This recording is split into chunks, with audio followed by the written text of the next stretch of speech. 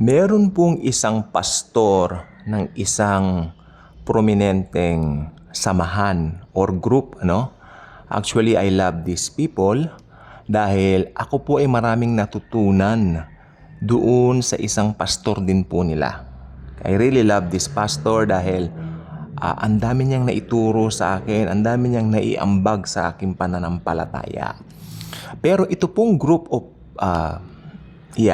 denomination na ito, no, sabihin po natin, medyo hindi raw po maganda yung kanilang approach. Halimbawa po, tulad po nito, meron po kaming family friend na nasa Amerika po talaga nakabase yung most of their families, no?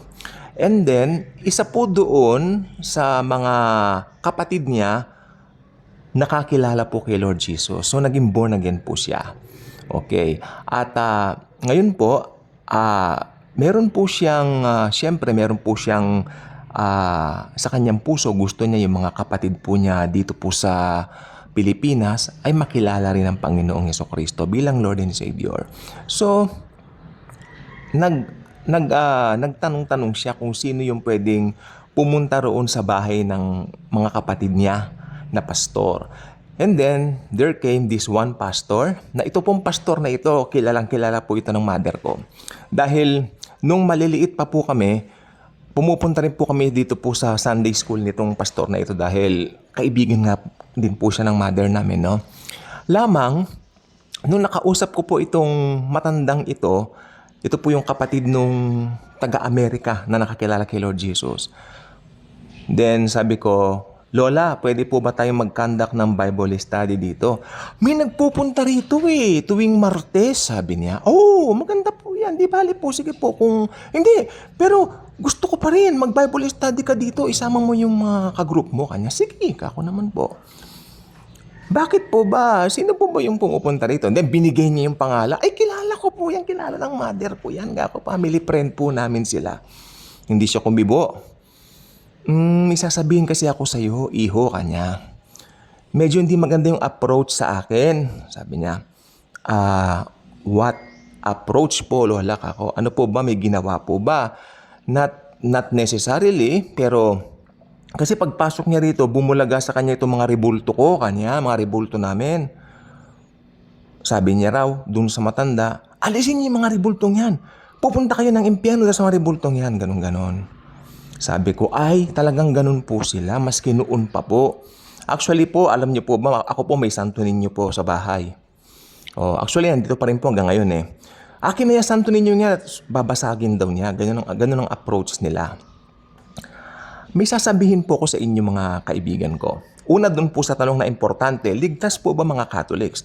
Alam po ba ninyo, masasyak po kayo sa sagot ko. Marami pong ligtas na Katoliko. Maraming ligtas na Catholic since ang kaligtasan po ay hindi sa anumang relihiyon o anumang denomination. Kaya ako wala po akong relihiyon eh. Tanungin niyo ako, anong religion ko? Wala! Wala! Anong relihiyon? Wala! Anong group? Wala! Anong tawag sa akin? Kristiyano.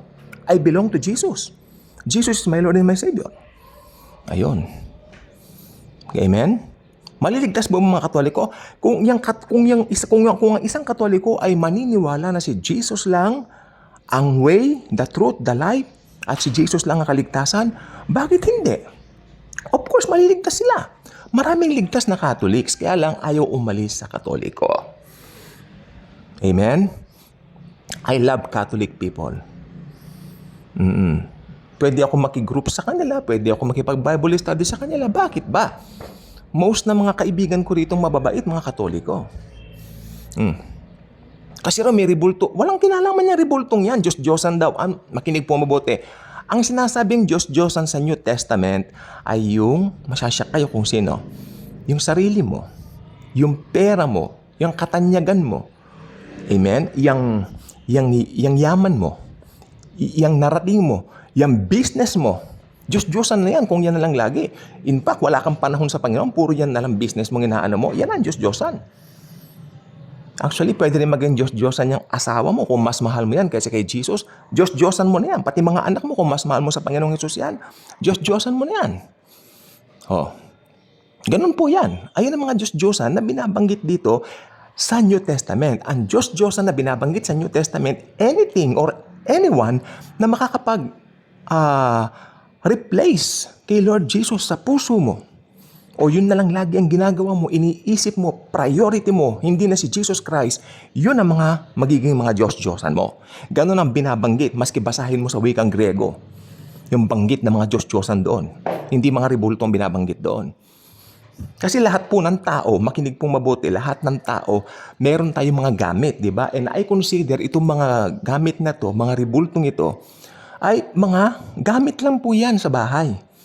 Wala po yung power, hindi sila makakamove, hindi sila makakapagsalita kapo ng Biblia, di ba?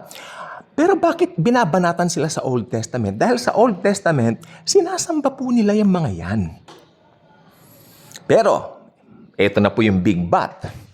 Sabi ko doon sa matandang kausap ko, pero kasi Lola, kung yung mga yan ay niluluhuran mo na, nilalagyan mo ng bulaklak, kinakandilaan mo pa, binubulaklakan mo, medyo sinasamba mo na nga. Pero sabi ko sa kanya, it takes time po kako to realize. Basta importante po, ngayon makipag-aralan kayo sa kanila ng Biblia. Hindi na po ako nagpilit ng Bible study ron, pero I think mga 2 beses, 3 beses lang, pinagbigyan ko lang, pero hindi na po ako kasi nakakahiya po dun sa pastor kasi kaibigan po namin sila. Oo. Tama yung sinasabi ng pastor in a sense na maaring yung mga rebultong yan, parang nakakapag, kay Jesus sa puso ng ibang mga tao. Pero, dapat, maganda po yung approach. We can explain it in a very nice way. Convenient sa atin at saka sa kanila. Ayaw mo yon? Both parties are convenient. For the convenience of both parties, maganda yung palitan ng mga salita. Kasi bilang mga Kristiyano, dapat nagiging asin at ilaw tayo sa halip na nagiging cause tayo para magalit ang kapwa natin sa atin. Alam niyo, hindi natin maiwas hindi magalit minsan. Pero what I mean is at least man lang we tried our best sa biyaya na rin ng Panginoong Hesus na maging mabuti tayong patotoo sa mga hindi mananampalataya. Ako pag ini-invite ako sa Catholic, umaten ka ng kasal, ganun, attend ng binyag, umaten ako. Hindi naman mawawalang kaligtasan ko doon. Tsaka habol ko doon yung pagkain, syempre. Masarap ang hahain nila. Mahanda. O, ayaw mo yun, makakalibre ka ng tanghalian mo. Minsan hapunan. O, ano ka? Sa pabasa, pumunta kami. May ice cream. Di, kinain ko yung ice cream. Anong masama doon? I am under grace. At nung nandun naman ako sa pabasa, nag-share ako ng good news. Yan naman ang maganda roon. Amen? Lalo na po dito sa Metro Manila, dito po sa Maynila ngayon, masyado na pong busy ang maraming tao sa mga kung ano nung mga ginagawa, mga bagay. Minsan naglalakad-lakad ako dyan sabi ko, baka ito na yung mga Diyos-Diyosan nila. Yung mga business, yung mga trabaho. Actually, mga pakyut-pakyut na yan sa mga social media, baka yan ang Diyos-Diyosan mo. Mahilig kang magti-TikTok ngayon. You know what? Anything. At ito po ang form ng Diyos-Diyosan na talagang ayaw na ayaw ko, yung mga paghangang masyado sa mga celebrities, sa mga artista. Yan ang Diyos-Diyosan. Ayan naman ngayon ang sasabihin kong yan talaga ang talagang Diyos-Diyosan. Talagang yan. Hindi bali may mga rebulto ka na lang sa bahay mo, wag lang yung mga ganyan na mga artista ang i-display mo sa wall mo. At least yung mga rebulto parang gamit mo lang. Walang sense yan. Yung mga artista may substantial picture kasi alam mo kung sino yun. Di ba? Kaya si Lord Jesus, si Jesus Christ, wala siyang iniwang picture niya rito. Alam niyo kung bakit? Kasi alam ni Jesus, sasambahin yung larawan niya. Ngayon, hindi natin alam, we are clueless. Ano bang itsura ni Lord Jesus? Kung tatanungin ako anong itsura ni Lord Jesus, isa lang sasabihin ko. Sa description ng Bible, maamo. Kasi tignan nyo, lahat ng tao pa nakikita siya, lumalapit sa Kanya. So bilang mga anak ng Panginoong Jesucristo, tayo po yon, maging maamo rin tayo sa lahat ng bagay. Mali po yung approach ng pastor kasi pagpasok niya, mga rebulto mo, ganun. Actually, maganda po yung mga rebulto niya.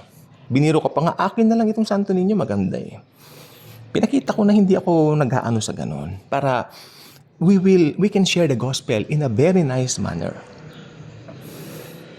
Nasa new covenant na po tayo. Hello? Diba? Pero yung matandang yon, naniniwala ko sinasamba talaga niya itong mga ito. Kaya so I hope panalangin ko lang.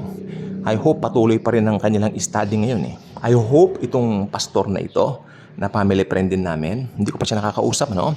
I hope maipresent niya ng tama ang gospel. Yun ang panalangin ko. At iwas siya doon sa mga pagpaparinig niya tungkol doon sa mga ribulto. Hayaan na lang po niya yung mga ribultong yan. Diba? Ang importante, yung gospel ni Lord Jesus, ma-share. Kaya kung hindi ka pa subscriber sa ating channel, I invite you to do so. Click the notification bell. Share this video. Share Jesus in His love and His grace. Thank you. And Jesus truly loves us all.